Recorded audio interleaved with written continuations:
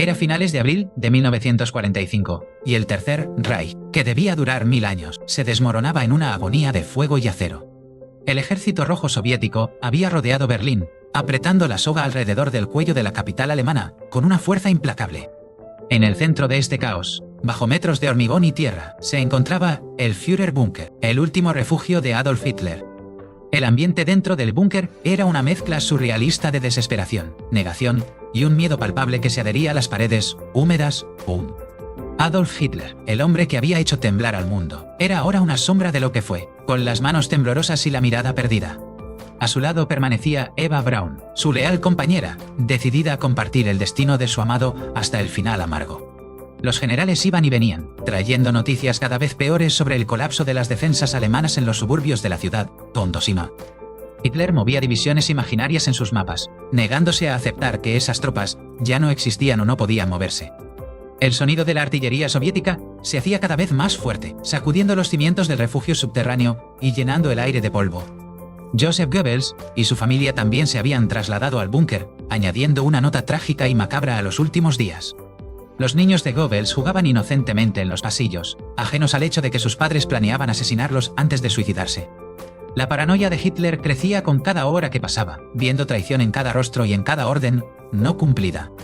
Esta traición final, de uno de sus más fieles seguidores, fue el golpe definitivo que quebró cualquier esperanza restante. Hitler decidió entonces que no sería capturado vivo por los soviéticos, temiendo ser exhibido en una jaula como un animal de feria.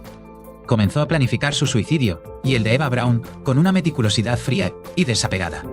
La muerte del animal confirmó que el cianuro era letal y rápido, selando el destino de los ocupantes del búnker. En la madrugada del 29 de abril, Hitler y Eva Braun contrajeron matrimonio en una ceremonia breve y surrealista dentro del búnker. Brindaron con champán con los pocos leales que quedaban, celebrando una unión que duraría apenas unas horas. El 30 de abril de 1945, con las tropas soviéticas a solo unos cientos de metros, llegó el momento final. Un solo disparo resonó en el pasillo del búnker, marcando el fin del dictador y de su régimen de terror. Los ayudantes de Hitler envolvieron los cuerpos en mantas y los subieron trabajosamente por las escaleras hacia el jardín de la Cancillería. En el jardín, bajo un intenso bombardeo soviético, rociaron los cuerpos con gasolina y les prendieron fuego. El fuego consumió los restos mientras los proyectiles caían alrededor, convirtiendo la escena en un infierno dantesco. Los soviéticos tomaron el búnker el 2 de mayo, encontrando un escenario de pesadilla con suicidios masivos y destrucción. Sin embargo, la falta de un cuerpo claramente identificable de Hitler dio origen inmediato a rumores y especulaciones.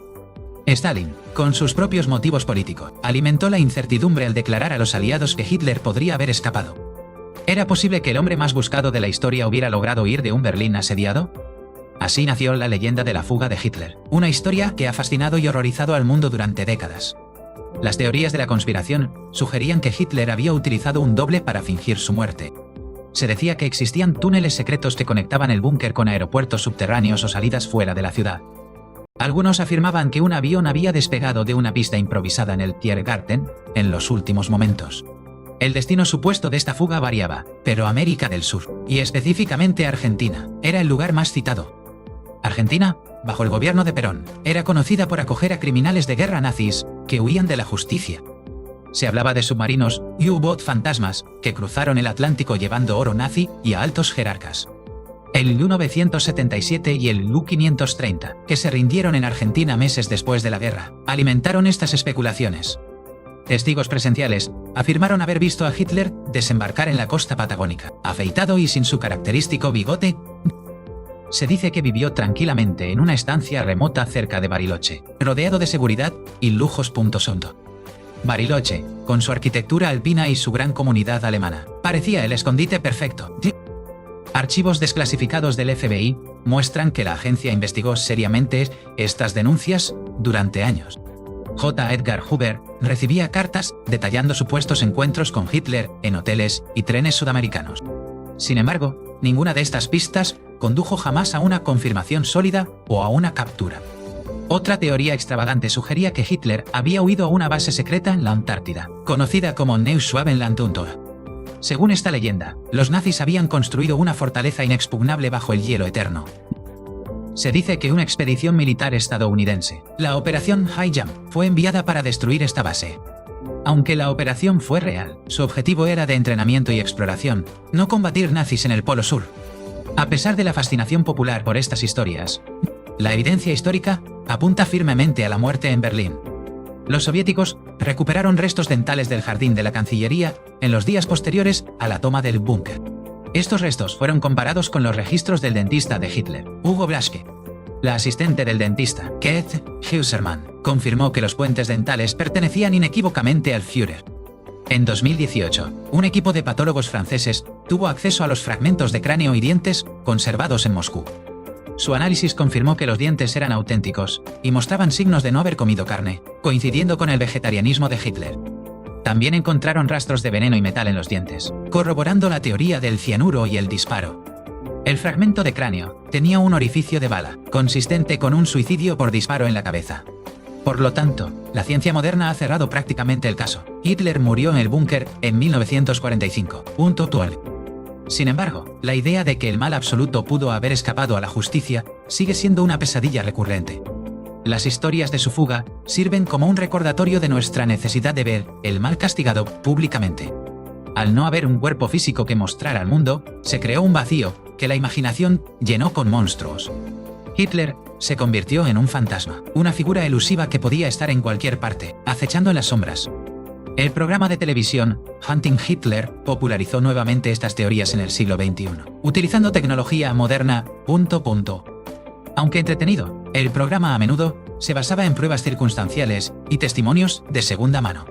La realidad es menos cinematográfica, pero más concluyente. El Tercer Reich terminó en un sótano sucio y oscuro. Los cuerpos de Hitler y Eva Braun fueron desenterrados y enterrados varias veces por los soviéticos en secreto. Finalmente, en 1970, el jefe de la KGB, Yuri Andropov, ordenó destruir los restos por completo.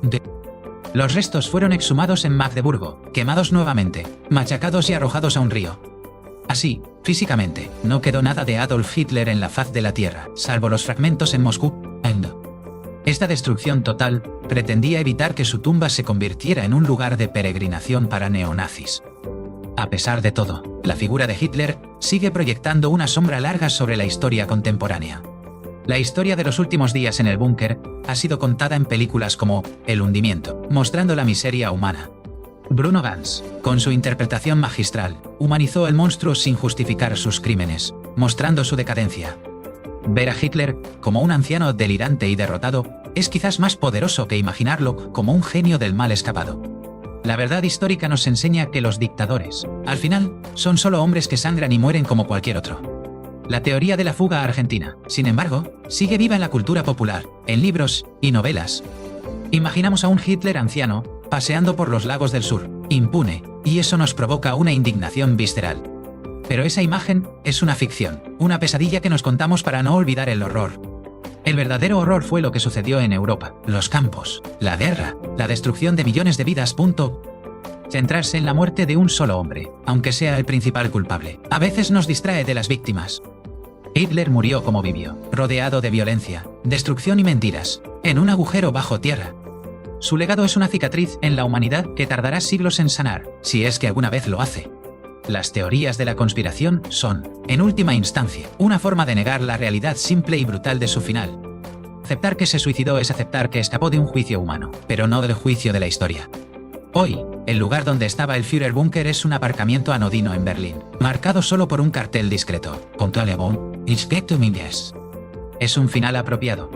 La banalidad cotidiana, cubriendo el epicentro del mal absoluto. No hay mausoleo, no hay lugar de culto, solo asfalto y el olvido de los transeúntes. La pregunta, ¿escapó Hitler?, debe responderse con un rotundo, basado en la evidencia y la razón. Pero la pregunta, ¿podría volver a suceder?, es la que realmente debería mantenernos despiertos por la noche. Los demonios que impulsaron a Hitler siguen latentes en la naturaleza humana: el odio, el miedo y la sed de poder. Recordar sus últimos días no es glorificarlo, sino advertir sobre a dónde conduce el fanatismo. El búnker fue el ataúd de cemento de una ideología que prometía el cielo y trajo el infierno. La leyenda de su supervivencia es solo eso, una leyenda, alimentada por el misterio de un cadáver desaparecido. La verdad es más fría y más dura. El monstruo murió, pero el veneno que sembró sigue existiendo. Estudiar este final nos ayuda a desmitificar al hombre y a comprender la fragilidad de las sociedades democráticas. Que la historia de su caída sirva como un faro de advertencia para las generaciones futuras. Nunca debemos dejar de buscar la verdad, incluso cuando las sombras de la conspiración intenten ocultarla. El Führer no escapó del búnker, escapó de la vida, dejando atrás un mundo roto que tuvo que reconstruirse. Y en esa reconstrucción, en la victoria de la humanidad sobre el odio, radica la verdadera derrota de Hitler. Fin de la historia.